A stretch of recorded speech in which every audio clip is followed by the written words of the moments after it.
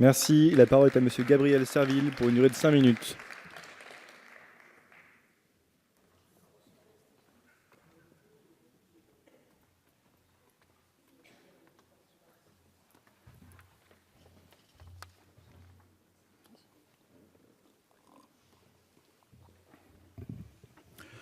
Monsieur le Président, Monsieur le Ministre d'État, Madame et Messieurs les rapporteurs, chers collègues, derrière des ambitions partagées de réduction de notre consommation en énergie fossile se cache une loi témoignage que les associations de protection de l'environnement n'hésitent pas à qualifier de symbole et dont on ne voit pas comment elle pourrait, au regard de son impact minime sur notre empreinte carbone, s'ériger en exemple sur la scène internationale.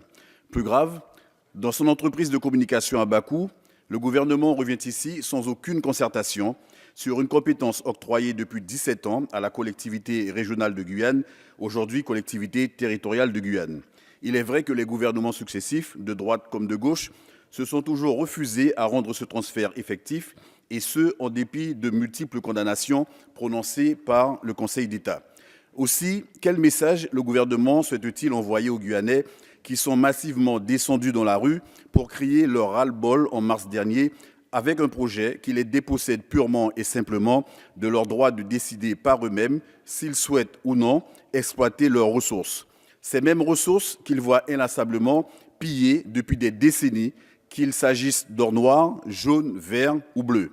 Le Conseil d'État souligne d'ailleurs le mépris de ce projet de loi pour la Guyane et les Outre-mer en général, qui sont condamnés à porter seuls le poids des engagements pris par le Président de la République, sans aucun égard à leur moindre développement économique ainsi qu'à leur très faible contribution au réchauffement climatique. L'incompréhension est de mise, alors même que va entrer en vigueur le CETA, cet accord entre l'Union européenne et le Canada, qui va encourager l'importation d'hydrocarbures produits au Canada d'une part et maintenir d'autre part la dépendance de notre système énergétique aux énergies fossiles.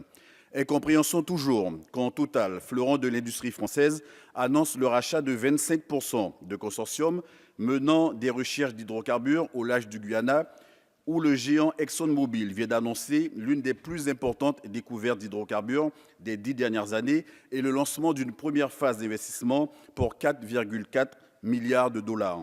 Incompréhension encore quand la même entreprise française, Total, débourse 200 millions de dollars pour 5 permis d'exploration à proximité de la frontière franco-brésilienne.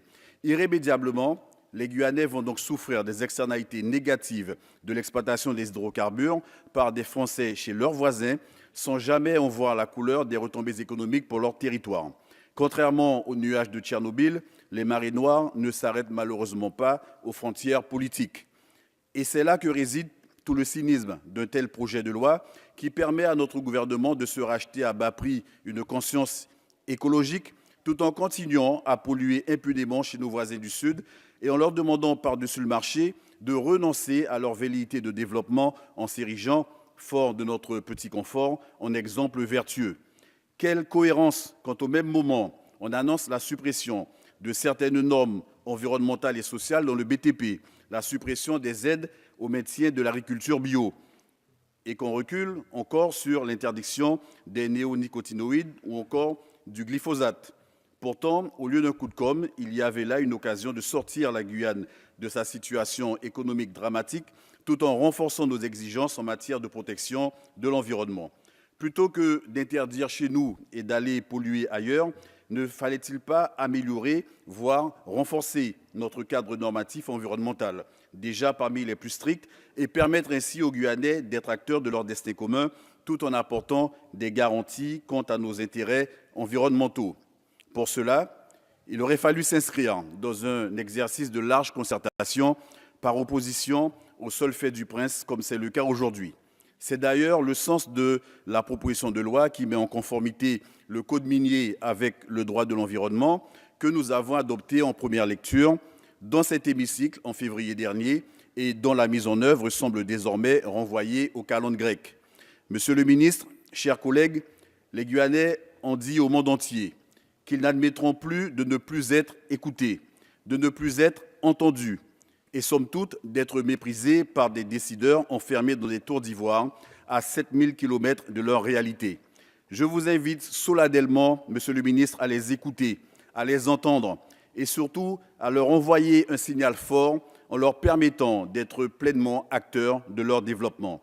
Car pendant qu'à Paris, nous votons des vœux pieux et des lois symboles, en Guyane, on continue à faire découler des fusées sur fond de bidonvilles et de misère humaine, tandis que la température de la marmite guyanaise continue d'augmenter.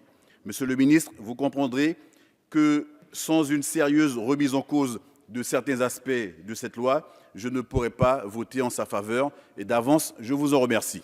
Merci.